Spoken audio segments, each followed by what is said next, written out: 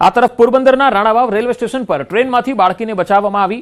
Ranavav station માસ્ટરે ચાલુ ટ્રેનમાંથી બાળકીને બચાવી હતી। રાણાવાવ રેલવે સ્ટેશન પર પોરબંદરથી રાજકોટ જતી ટ્રેન સ્ટેશન પર ઊભી હતી, જે દરમિયાન એક મહિલા એક બાળક સાથે સ્ટેશન પર ઉતરી હતી, પરંતુ બીજું બાળક ટ્રેનમાંથી ઉતરી ન શકતા લટકાઈ ગયું, જે દરમિયાન સ્ટેશન માસ્ટરે સમય સૂચકતા વાપરી અને ચાલતી ટ્રેનમાંથી આ બાળકને બચાવ્યું હતું। ફરી એકવાર આ તસવીરો જુઓ।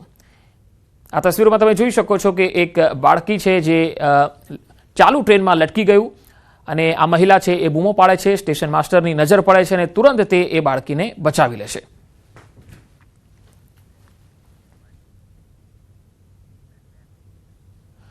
અમરેલીના ખાંભા પંથકમાં સિંહોનો આતંક જોવા મળ્યો। રાત્રિ દરમિયાન સિંહ રબારિકા ગામમાં ઘૂસ્યા, શિકારની શોધમાં આવી ચડ્યા સિંહ।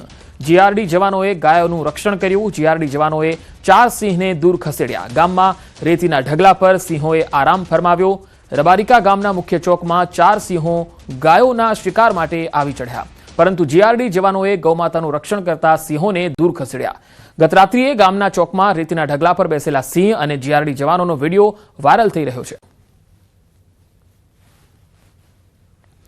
ફરી એકવાર આ તસવીરોમાં તમે જોઈ શકો છો કે જીઆરડી જવાનોએ 4 સિંહોને કઈ રીતે દૂર ખસેડ્યા। રાત્રિ દરમિયાન આ સિંહ રબારિકા ગામમાં ઘૂસ્યા હતા, જેની તસવીરો પણ તમે જોઈ શકો છો। એક નહીં પરંતુ 3 થી 4 જેટલા સાવજો અહીંયા જોવા મળ્યા। શિકારની શોધમાં આ સિંહો ગામમાં આવી ચઢ્યા। ઉત્તર પ્રદેશના કાંધલા શહેરમાં રખડતા ઢોરનો ત્રાસ યથાવત છે। રખડતા ઢોરે અચાનક માનસિક રીતે વિકલાંગ કિશોરી પર હુમલો કર્યો। જોરદાર ટક્કરથી કિશોરી રસ્તા પર પડી ગઈ હતી। રખડતા ઢોરના હુમલાથી શરીરના ભાગે ગંભીર ઈજાઓ પહોંચી। કિશોરીને સારવાર માટે હોસ્પિટલમાં ખસેડવામાં આવી। પ્રાથમિક સારવાર બાદ હાલતમાં સુધારો થતા રજા આપવામાં આવી। સમગ્ર ઘટનાના સીસીટીવી પણ સામે આવ્યા। રખડતા ઢોરના ત્રાસથી લોકોમાં ભય ફેલાયો છે। રખડતા ઢોરને પકડવા લોકોની વહીવટી તંત્ર પાસે માંગ છે।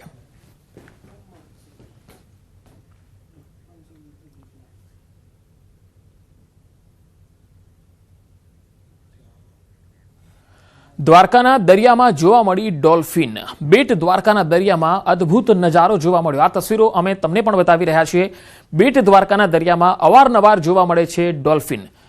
બેટ દ્વારકા આવતા પ્રવાસીઓએ ડોલ્ફિનના દ્રશ્યો પોતાના મોબાઈલ કેમેરામાં કેદ કર્યા છે અને આ ડોલ્ફિન ઘણી વખત પહેલા પણ દેખાઈ ચૂકી છે। આ દરિયામાં ડોલ્ફિનનો નજારો જોવા માટે ઘણી વખત પ્રવાસીઓ પોતાના કેમેરામાં કેદ કરતા હોય છે અને આ ડોલ્ફિન આ દરિયામાં પહેલા પણ જોવા મળી હતી। ફરી એક વખત બેટ દ્વારકાના દરિયામાં ડોલ્ફિન જોવા મળી છે। પ્રવાસીઓમાં આનંદ જોવા મળ્યો।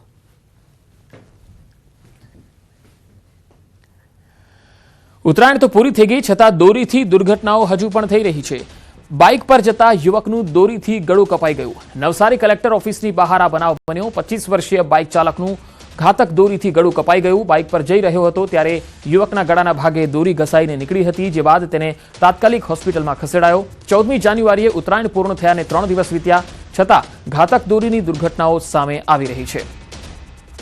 નવસારીનો આ બનાવ છે। ઉત્તરાયણ તો પૂરી થઈ ગઈ, છતાંય ઘણા લોકો હજુ પણ પતંગની દોરી જે છે એ અત્યારે પતંગ પણ ચગાવે છે અને રસ્તે જતા જે રાહદારીઓ છે, વાહન ચાલકો છે, તેમનું ધ્યાન પણ રાખતા નથી અને તેના કારણે આવા બનાવો જે છે વધી રહ્યા છે।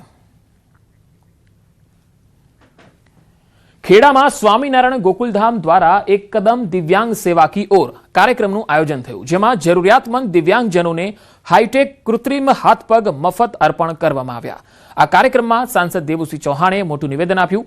આ કામ સરકાર કરવા જાય તો 5 વર્ષ થાય। જે કામ સરકારે કરવું જોઈએ, અમારે કરવું જોઈએ, એ કામ આવા સંતો કરે એટલે અમે નબળા છીએ, એવું પણ તેમણે જણાવ્યું। આ કામ જનતંત્રની વ્યવસ્થા પ્રમાણે સરકારનું છે, પરંતુ જો સરકાર આ કામ કરવા નીકળે ને 2560 લોકોને આ પ્રોથેસ્ટિક લિમ્સ આપવાનું કામ જો સરકાર કરવા નીકળે ને તો 5 વર્ષ કરે। આ મર્યાદા કહું, વ્યવસ્થા તંત્રની મર્યાદા કહું, પરંતુ સમાજનું કામ કરવા માટે આંખ અને દ્રષ્ટિ કરતા સંવેદના હોય અને વડતાલધામ જેવી સંસ્થા જે સંવેદનાથી કામ કરે ને તો એક દિવસમાં આવું કામ કરી શકે, એનો આપણે આ સાક્ષાત અનુભવ કર્યો।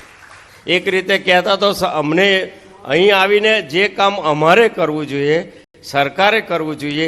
એ કામ સંતો કરે એનો અર્થ કે અમે કેટલા નબળા છીએ. જૂનાગઢમાં 45 વર્ષના આધેડનું અપહરણ અવાવરૂ જગ્યાએ તેને લઈ જવાયો, નશાકારક પદાર્થ આપી અને સૂંઘાડી અને બેભાન કરી દેવાયો. દુબડી પ્લોટ વિસ્તારનો આ બનાવ છે, જ્યાં દોરડા વડે બાંધીને આડેધડ માર મારવામાં આવ્યો. પરિવારજનોને નગ્ન હાલતમાંથી મળી આવ્યો. પોલીસ સ્ટેશનમાં આ અંગે ફરિયાદ પણ થઈ છે. પોલીસે આરોપી સાગર ચૌહાણની અટકાયત કરી લીધી છે. નાય મારીને મને નાખી દીધો હતો. પછી મારા લોકોને ખબર પડી, એ લોકો આવ્યા ને પછી રિક્ષામાં નાખીને મને ઘરે હુવરાવ્યો. અમારા લોકો બધા માથે રોતા હતા.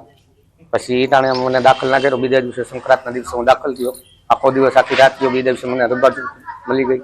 પછી મેં ફરિયાદ કરેલી છે. જૂનાગઢમાં જમીન વિવાદમાં વૃદ્ધનો આપઘાત. વંથલીના ગાદોઈ ગામનો આ બનાવ છે.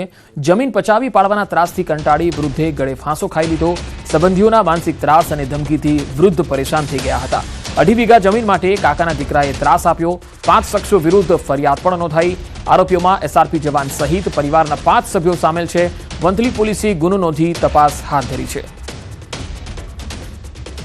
20 વર્ષ ત્યાં એ કબજો જમાવીને બેઠા છે અને અત્યારે વારંવાર ધમકી આપતા હતા કે તમે પોલીસ કેસ કરશો તો એ કે અમારી લાગવગ એવી છે, અમારા પાસે પૈસા છે, એ કે અમારું તમે શું કરી લો, તમારે ટાંગા ભાંગી નાખશો. એ કે અરવલ્લીના નિવૃત્ત કર્મચારીને સાયબર ઠગોએ ડિજિટલ અરેસ્ટ કર્યા. શામળાજી તાલુકાના દેહગામડા ગામના રહેવાસી કરણસિંહ ચંદુસિંહ જાડેજા પર એક અજાણ્યા નંબરથી વોટ્સઅપ વિડીયો કોલ આવ્યો. કોલ કરનાર વ્યક્તિએ પોતે ટેલિકોમ ડિપાર્ટમેન્ટમાંથી બોલતો હોવાની ઓળખ આપી અને તમારા આધાર કાર્ડ પરથી લીધેલા મોબાઈલ નંબર દ્વારા મહારાષ્ટ્રમાં 45 લાખનું સાયબર ફ્રોડ થયું છે અને તમારી સામે 17 FIR થઈ છે એવું કહ્યું અને 1 કલાક સુધી વિડીયો કોલ પર નજરકેદ રાખ્યા. આમાંથી તમારે બચવું હોય તો તમારા એકાઉન્ટમાં રહેલા 80,000 આપવા પડશે. જે બાદ તેમણે તાત્કાલિક અરવલ્લી પોલીસ અધિક્ષકની કચેરીના કર્મચારીનો સંપર્ક કર્યો. પોલીસે તેમને છેતરપિંડીનો ભોગ બનતા બચાવી લીધા. મારી પાસે ઘણી બધી માહિતી માંગી અને જો તમારે આમાંથી બચવું હોય તો તમારા ખાતામાં અત્યારે કેટલા પૈસા પડ્યા છે, 80,000 રૂપિયા પડ્યા હતા મારી જોડે, કે 80,000 રૂપિયા તમે મને ઓનલાઈન અહીંયા ટ્રાન્સફર કરી દો ગૂગલ પેથી તો આમાંથી તમે બચી શકશો.